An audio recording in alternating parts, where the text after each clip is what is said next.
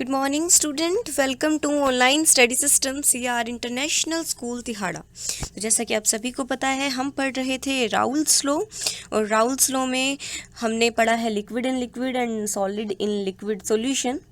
Liquid and liquid के further हमने type पढ़े हैं आइडियल सॉल्यूशन और नॉन आइडियल, जिसमें से आइडियल सॉल्यूशन आप लोग पढ़ चुके हो। तो अब बारी है नॉन आइडियल सॉल्यूशन पढ़ने की। तो ध्यान से देखो, नॉन आइडियल सॉल्यूशन। देखो, जैसा कि आपने आइडियल सॉल्यूशन पढ़ा था, मीन्स हमारे पास जो लेफ़्ट साइड जो होगा और राइट साइड जो होगा, उनमें ना तो एनर्जी चेंज होगी, ना ही उनमें वॉल्यूम चेंज होगा, उनके अंदर फोर्स ऑफ अट्रैक्शन भी इक्वल रहेगा। तो ये सारी जो हमारी एब्जॉर्प्शन, कितनी हीट एब्जॉर्ब हो रही है, कितनी रिलीज़ हो रही है, वो इक्वल हो जाएगी। तो ऐसे सॉल्यूशन को हमने बोला था आइडियल, कि हर कंडीशन, कोई भी कंडीशन हो, टेम्परेचर की, प्रेशर की, हर कंडीशन पे वो राउल्स लॉ को फॉलो करेगा, उस ग्राफ को फॉलो करेगा। बट नॉन आइडियल आए हैं, मतलब आइडियलिटी से दूर हैं ये। आइडियल नहीं होना, इसका मतलब क्या है कि उसमें ना तो delta H equal to zero होगा।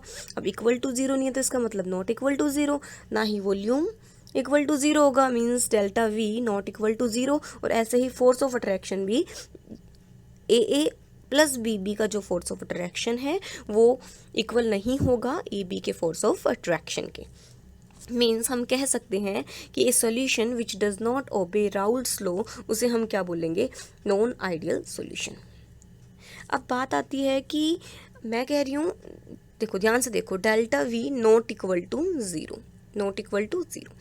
इसका मतलब क्या है कि या तो ये डेल्टा वी जो है ये ग्रेटर देन ज़ीरो होगा, या फिर जो ये डेल्टा वी है ये लेस देन ज़ीरो होगा।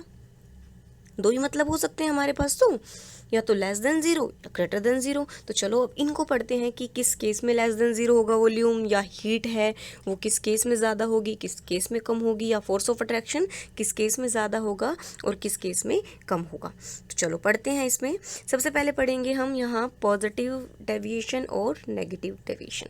मीन्स नॉन आइडियल वही बात हो गई, या तो पॉजिटिव होगा या फिर नेगेटिव होगा। पॉजिटिव मतलब, पॉजिटिव डेविएशन मतलब हर चीज़ ज़ीरो से बड़ी होना, चाहे वॉल्यूम हो चाहे वो एंथैल्पी हो, मींस हीट ज़ीरो से ज़्यादा होनी चाहिए, ऐसे ये भी। और ऐसे ही जो फोर्स ऑफ अट्रैक्शन है उसमें भी अब हम लोग बात करेंगे कि वो ज़्यादा होगा कम होगा, किसको अट्रैक्ट करेगा, कितना अट्रैक्शन होगा। तो चलो सबसे पहले देखो पॉजिटिव डेविएशन। पॉजिटिव का मतलब क्या समझ में आ रहा है आपको? पॉजिटिव से आ रहा है delta H greater than zero और delta V greater than zero. हमने जो केसेस पढ़े थे हम उन केसेस को याद करेंगे। अब आप लोग मुझसे बताओ कि डेल्टा वी किसके बराबर था? डेल्टा वी मतलब चेंज इन वॉल्यूम, और चेंज इन वॉल्यूम मतलब फाइनल में से आप लोग किसे माइनस कर रहे थे? इनिशियल को। तो अब मुझे ये बताओ, इस टर्म में ग्रेटर देन ज़ीरो कब आएगा? जब वी एफ की वैल्यू ज़्यादा होगी वी आई से। ये तो पता है ना, मैथमेटिक्स जो कैलकुलेशन हम करते हैं वो है कि अगर ये चीज़ ज़्यादा हुई, इससे ज़्यादा हुई, तो ये चीज़ वी एफ ज़्यादा हो गया तो डेल्टा वी अपने आप ग्रेटर देन ज़ीरो आ जाएगा। वी एफ मतलब फाइनल, फाइनल मतलब हमारे पास जैसे मान लो ये ए है प्लस ये बी है, ठीक है भाई। एक बीकर है उसमें ए के पार्टिकल हैं, दूसरा बीकर है उसमें बी के पार्टिकल हैं, और जो नेक्स्ट बीकर है उसमें ए के पार्टिकल भी हैं और उसमें बी के पार्टिकल भी हैं, इस तरीके से। तो क्या कहना चाह रही हूँ मैं, किस केस में वॉल्यूम ज़्यादा होगा, मतलब ये वाला जो वॉल्यूम है ये ज़ीरो से ज़्यादा आ जाए। तो सोच के देखो, वॉल्यूम प्रोडक्ट का बढ़ना, मतलब अगर मैं कहूँ कि रिएक्टेंट साइड जो हमारे पास ए और बी है, इनका अट्रैक्शन ज़्यादा हो जाए। सोच के देखो, अगर किसी चीज़ का अट्रैक्शन ज़्यादा हो मतलब इनमें बॉन्डिंग स्ट्रॉन्ग हो, अगर इनमें बॉन्डिंग स्ट्रॉन्ग होगी तो इनमें फोर्स ऑफ अट्रैक्शन ज़्यादा होगा, फोर्स ऑफ अट्रैक्शन ज़्यादा होगा तो ये पार्टिकल पास होंगे, ये पार्टिकल पास होंगे तो इनका वॉल्यूम कम होगा। और जब जो बने, मतलब ए प्लस बी से ए बी जो बनता है, अगर उसमें फोर्स ऑफ अट्रैक्शन कम हो, भाई जब ए में ज़्यादा है तो जो ए बी बनेगा उसमें फोर्स ऑफ अट्रैक्शन कम होगा, फोर्स ऑफ अट्रैक्शन कम होगा। सोच के देखो, अट्रैक्शन कम मतलब जहाँ अट्रैक्शन कम हो जाता है वहाँ से पार्टिकल दूर दूर जाने लग जाते हैं, तो पार्टिकल दूर दूर चलेगा तो वॉल्यूम क्या हो गया? ज़्यादा हो गया। इट मीन्स जब फाइनल का वॉल्यूम ज़्यादा हो जाए इनिशियल से, तब डेल्टा वी ग्रेटर देन 0 होगा। और वो किस केस में होगा? फाइनल में फोर्स ऑफ अट्रैक्शन क्या हो जाए? कम हो जाए। आइए बात समझ में। तो ये तो था हमारा फैक्टर वॉल्यूम पर। ये वॉल्यूम का हम पढ़ चुके हैं, ये कैसे आया, और ये मैंने इससे फोर्स ऑफ अट्रैक्शन से आपको शो कर दिया। एक बार पढ़ लेना। अब एक अगर आपसे कोई पूछ ले कि वॉल्यूम ज़्यादा हो गया, दूर दूर पार्टिकल चले गए, तो मुझे बताओ पार्टिकल दूर दूर चले गए तो हमें उन पार्टिकल्स के वेपर बनाने के लिए, लिक्विड इन लिक्विड ही तो पढ़ रहे हैं हम, उन पार्टिकल्स के वेपर बनाने के लिए बॉइलिंग पॉइंट ज़्यादा देना पड़ेगा या कम? अगर पार्टिकल दूर दूर पहले से ही हैं तो कम बॉइलिंग पॉइंट देकर ही हम उन्हें क्या कर सकते हैं? हम उनके वेपर बना सकते हैं। ठीक है, तो ये मैंने लिखा है कि बॉइलिंग पॉइंट कम देना पड़ेगा और वेपर जल्दी बन जाएंगे, ज़्यादा बन जाएंगे। समझ में आई? तो ये बात भी आ सकती है आपके पास, वॉल्यूम के बारे में पूछ सकते हैं, आपके पास बॉइलिंग पॉइंट के बारे में, आपके पास वेपर प्रेशर के बारे में। तो 3 चीज़ तो यहाँ से क्लियर हुई। अब दूसरा फैक्टर आता है एंथैल्पी का, means delta H greater than 0। सबसे पहले इसका मतलब बताओ। 0 से बड़ी मतलब हीट 0 से ज़्यादा, इसका मतलब कौन सा प्रोसेस है? एंडोथर्मिक। पता होना चाहिए आप सभी को। भाई एक्सो में हीट रिलीज होती है, निकलती है, नेगेटिव में आता है डेल्टा एच, और यहाँ ज़्यादा है, ग्रेटर देन 0 है, तो इसका मतलब हीट देनी पड़ रही है, मतलब एब्जॉर्प्शन ज़्यादा हो, रिलीज कम हो, तो उस केस में हम कह सकते हैं हमारे जो प्रोसेस है वो एंडोथर्मिक होगा। ठीक है, तो अब मुझे बताओ, जो मैंने आपको स्टार्टिंग में बताया था आइडियल में ही कि ए और बी किसी भी जो मॉलिक्यूल है उनको तोड़ने के लिए एनर्जी देनी पड़ती है। मतलब यहाँ तो पार्टिकल एनर्जी क्या करेंगे? एब्जॉर्ब, और यहाँ एनर्जी क्या होती है? रिलीज। जब बनता है जब एनर्जी रिलीज होती है, जब टूटता है जब एनर्जी देनी पड़ती है। तो ये बनेगा कैसे? जब इसे तोड़ेंगे, ए और बी के पार्टिकल्स को तोड़ेंगे तभी तो ए बी बनेगा। तो बताओ, जब इसे तोड़ेंगे तो एनर्जी देनी पड़ेगी। तो अगर मैं कहूँ कि केस ऐसा हो कि एनर्जी का एब्जॉर्प्शन ज़्यादा हो जाए, किससे? एनर्जी का इवोल्यूशन से, इसका मतलब रिलीज कम होगी, एब्जॉर्ब ज़्यादा होगी, तो प्रोसेस क्या हो गया हमारा? एंडोथर्मिक हो गया प्रोसेस। ठीक है, तो ये बात मैंने यहाँ पर लिख भी दी है, आप लोग एक बार पढ़ लेना कब एंडोथर्मिक होगा। तो अब चलो आते हम करते हैं इनके एग्जाम्पल। एग्जाम्पल बहुत इजी सा है, ऐसा एग्जाम्पल लिया है जो आप सभी को पता भी होगा, नहीं भी पता है तो आप लोग देख लो एक बार। देखो, मैंने यहाँ पर इथेनॉल ले लिया। इथेनॉल आप सभी को पता है, इथ मतलब 2 कार्बन, और ओल है तो OH ग्रुप है। ठीक है, और वैलेंसी पूरी कर लेना, C2H5OH। Ethanol plus cyclohexane. सबसे पहले बनाना सीखो। साइकिल मतलब मैंने ये साइकिल बना दी, हेक्स मतलब 6 कार्बन की। ठीक है, ये हेक्सेन हो गया। भाई हाइड्रोजन अपने आप लगा लेना आप, ये कार्बन है, ये कार्बन है, ये 6 कार्बन हो गए ना इसमें, और हाइड्रोजन 2 हाइड्रोजन सब जगह लग जाएंगे, लगा लेना सारी जगह पे 2 हाइड्रोजन की साइक्लोहेक्सेन। तो अब आप लोग देखो, जब हम साइक्लोहेक्सेन को इथेनॉल में ऐड करेंगे, सबसे पहली बात तो इथेनॉल के, यहाँ देखो ध्यान से, इस वाली साइड देखो, इथेनॉल का फॉर्मूला C2H5OH होता है।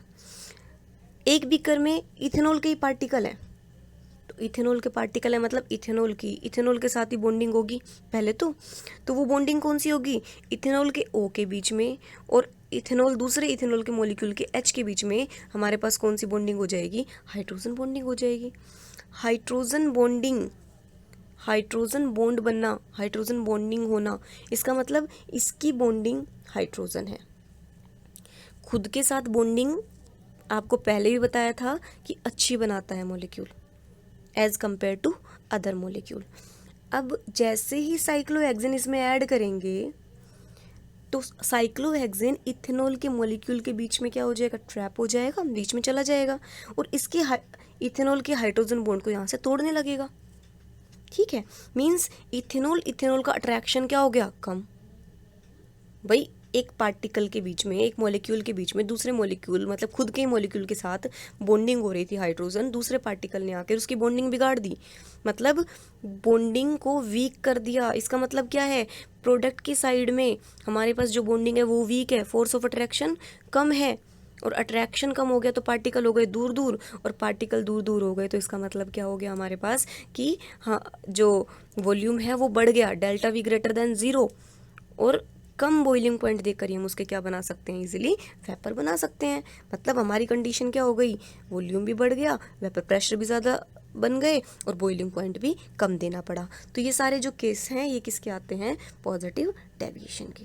ऐसे ही हमारे पास और एग्जाम्पल है, एसीटोन का और बेंजीन का एग्जाम्पल है, आप लोग कर सकते हो। एसीटोन और बेंजीन, देखो एसीटोन में फिर से हाइड्रोजन बॉन्डिंग, ठीक है, बेंजीन के पार्टिकल उसकी बॉन्डिंग तोड़ देंगे, फिर से वही केस आएगा। ऐसे ही CH2 और CHCl3 का आप केस ले सकते हो, और ऐसे ही एसीटोन और CS2 का केस। मतलब ऐसे पार्टिकल लेना जिसमें एक के साथ हाइड्रोजन बॉन्डिंग हो रही हो और दूसरा पार्टिकल उसकी बॉन्डिंग को वीक कर दे, ताकि पार्टिकल दूर दूर चले जाएं और वॉल्यूम बढ़ जाए। ठीक है, तो ये हमारा आ गया पॉजिटिव डेविएशन। अब इससे बिल्कुल ही ऑपोजिट जो होगा वो क्या होगा, नेगेटिव डेविएशन। तो मुझे लगता नहीं वैसे बताने की ज़रूरत है, बट एक बार नेगेटिव डेविएशन में एक्सप्लेन कर देती हूँ, ताकि इनके डिफरेंस आइडियल के, नॉन आइडियल के, पॉजिटिव डेविएशन के और नेगेटिव डेविएशन के आप लोग खुद कर लो। नेगेटिव डेविएशन देखो, delta H less than 0, volume भी less than 0, mixing, force of attraction हमें पता ही है अनइक्वल होगा, क्योंकि हम पढ़ी नॉन आइडियल रहे हैं। चलो ये देखो, सबसे पहले वॉल्यूम की बात आती है, इससे जल्दी समझ में आता है। Delta we less than 0, delta we क्या होता है, फिर से वही बात, फाइनल माइनस इनिशियल। फाइनल कम हो जाए, इनिशियल ज़्यादा हो जाए, तभी तो वैल्यू नेगेटिव में आएगी, और डेल्टा वी क्या हो जाएगा, लेस देन 0। तो ऐसा कब होगा, इनिशियल का वॉल्यूम बढ़ना, इसका मतलब इनिशियल के बीच में फोर्स ऑफ अट्रैक्शन कम है, लेकिन जब बने तब फोर्स ऑफ अट्रैक्शन स्ट्रॉन्ग बन गया। ठीक है ना, मीन्स बिल्कुल ऑपोजिट केस है, एक बार पढ़ोगे समझ में आ जाएगा। मैंने लिख भी दिया है, हिंदी में भी लिख रखा है, इंग्लिश में भी लिख रखा है, जैसे आपको सूटेबल लगे वैसे पढ़ लेना। देखो ए और बी, मैं कह रही हूँ इससे बनना है AB, लेकिन मुझे क्या करना है कि वॉल्यूम कम करना है प्रोडक्ट का। कम कैसा होगा, जब इसका अट्रैक्शन क्या होगा, ज़्यादा। तो इसका मतलब इसका अट्रैक्शन क्या होगा, कम होगा इनका, मतलब कम एनर्जी देकर ये टूट जाएंगे, और AB जो बनाएंगे वो स्ट्रॉन्ग बनाएंगे। तो अब अट्रैक्शन ज़्यादा, वॉल्यूम कम, इसका मतलब क्या होगा, डेल्टा वी लेस देन 0 हो गया। ठीक, ऐसे एनर्जी के ऊपर आ जाओ सेम। अब जब इनकी बॉन्डिंग स्ट्रॉन्ग है, AB की बॉन्डिंग स्ट्रॉन्ग है, तो मुझे बताओ स्ट्रॉन्ग बॉन्डिंग है, इसका मतलब एनर्जी रिलीज ज़्यादा हुई है एब्जॉर्ब से, और रिलीज ज़्यादा होती है तो डेल्टा H क्या होता है, लेस देन 0, मीन्स प्रोसेस क्या है, एक्सोथर्मिक है। ठीक है, अब एग्जाम्पल लेते हैं। अब देखो मैं एग्जाम्पल जो ले रही हूँ वो बहुत मतलब इम्पोर्टेंट है, उसे आप कर लेना। एक बार आपने एग्जाम्पल कर लिया, इसका मतलब ये है कि आप लोगों से एग्ज़ाम में एग्जाम्पल किसी भी तरीके से पूछे जा सकते हैं। ठीक है, अभी इससे नेक्स्ट लेक्चर में मैं आपको इससे रिलेटेड न्यूमेरिकल एग्जाम्पल दूंगी, तब आप समझ जाओगे। तो देखो एग्जाम्पल में मैंने यहाँ एसीटोन लिया है और क्लोरोफॉर्म लिया है। देखो CH3 COCH3 और CHCl3। सबसे पहली बात तो एसीटोन जो है, इसमें देखो ऑक्सीजन है और इसके पास हाइड्रोजन है। इनको जब मिक्स करेंगे, इन दोनों के बीच में कौन सी बॉन्डिंग होगी, when these are mixed hydrogen bonding take place between them। Bonding strong हो गई तो वॉल्यूम क्या हो गया, बॉन्डिंग स्ट्रॉन्ग, वॉल्यूम हो गया कम। वॉल्यूम कम हो गया, इसका मतलब अट्रैक्शन बढ़ा है ना, और अट्रैक्शन ज़्यादा होना, इसका मतलब अट्रैक्शन ज़्यादा है। वॉल्यूम तो यहाँ आ गया, अट्रैक्शन ज़्यादा है प्रोडक्ट की तरफ, तो अट्रैक्शन का पॉइंट भी क्लियर। और एनर्जी की बात करें, जब अट्रैक्शन ज़्यादा है तो रिलीज ज़्यादा होगी एनर्जी। ठीक है, और ज़्यादा बॉइलिंग पॉइंट देना पड़ेगा उसको तोड़ने के लिए, और वेपर प्रेशर कम बनेंगे। ठीक है ना, कोई चीज़ स्ट्रॉन्ग है तो कम ही वेपर बनेंगे ना उसके।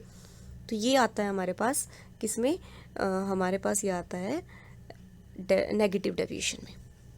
तो ये थे पॉजिटिव और नेगेटिव। अब ये देखो, ये मैंने फॉर्मूला भी लिख दिया है यहाँ पर। अब हम देखते हैं इनके ग्राफ में चेंज आएगा, मतलब ये तो फॉलो तो करते ही नहीं है उस ग्राफ को जो हम सोच रहे थे। तो अब चलो, ये पॉजिटिव डेविएशन है, तो आप लोगों को देखो ये लाइन दिख रही है, ये वाली, ये लाइन जो है ये थी हमारे पास राउल्ट्स लॉ के ग्राफ की, मतलब बिल्कुल सीधी सीधी। लेकिन पॉजिटिव है तो क्या हुआ, ये देखो यहाँ से ये भी थोड़ी बढ़ा दी मैंने। पॉजिटिव मतलब ज़्यादा हो रहा है ना प्रेशर, तो इस B का भी ज़्यादा हो गया और टोटल का भी ज़्यादा हो गया, मतलब अपने लेवल से बढ़ गया। सोच रहे थे हम ये वाला जो लाइन है ना आइडियल वाली ये आनी चाहिए, बट आई ये वाली लाइन, तो ये पॉजिटिव तरीके से बढ़ी है तो पॉजिटिव डेविएशन। ऐसे ही नेगेटिव डेविएशन में सोच रहे थे हम, देखो ये आइडियल बिहेवियर है ये वाला, ठीक है, लेकिन हुआ क्या, मिक्स किया, वॉल्यूम कम हो गया तो लाइन कौन सी आई, ये नीचे चली गई, मतलब आइडियलिटी से नीचे जा रही है तो नेगेटिव डेविएशन। तो ये ग्राफ राउल्ट्स लॉ को फॉलो थोड़ी ना करते हैं, राउल्ट्स लॉ वाला ग्राफ तो स्ट्रेट था बिल्कुल, ठीक है। तो इसमें क्या हुआ हमारे पास, ज़्यादा या कम से मीन्स पॉजिटिव डेविएशन और नेगेटिव डेविएशन का अपना अलग अलग ग्राफ है। नेगेटिव में नीचे ले जाना, पॉजिटिव में ऊपर ले जाना। अब आपको क्या करना है, ग्राफ तो बनाना आपको पहले से ही आ गया, अब इनकी लिखनी है आपको। ये देखो मैंने यहाँ खुद से लिख दिया आइडियल नॉन आइडियल के बीच में डिफरेंस, आप लोगों को नोट्स प्रोवाइड कर दूंगी, इसमें से देख लेना, बाकी पढ़ा दिया है, खुद से भी कर सकते हो। उसके बाद मैंने बताया यहाँ difference between positive deviation and negative deviation, positive और नेगेटिव के बीच में डिफरेंस आप लोग खुद से करोगे, फिर भी मैंने एक बार दिखा दिया है, एग्जाम्पल के साथ दिखाया है। तो ये हमारा टॉपिक जो है ये Raoult's law, ideal non ideal positive negative deviation आज ख़त्म होता है। आगे हम न्यू टॉपिक से अपनी शुरुआत करेंगे। तो थैंक यू वेरी मच।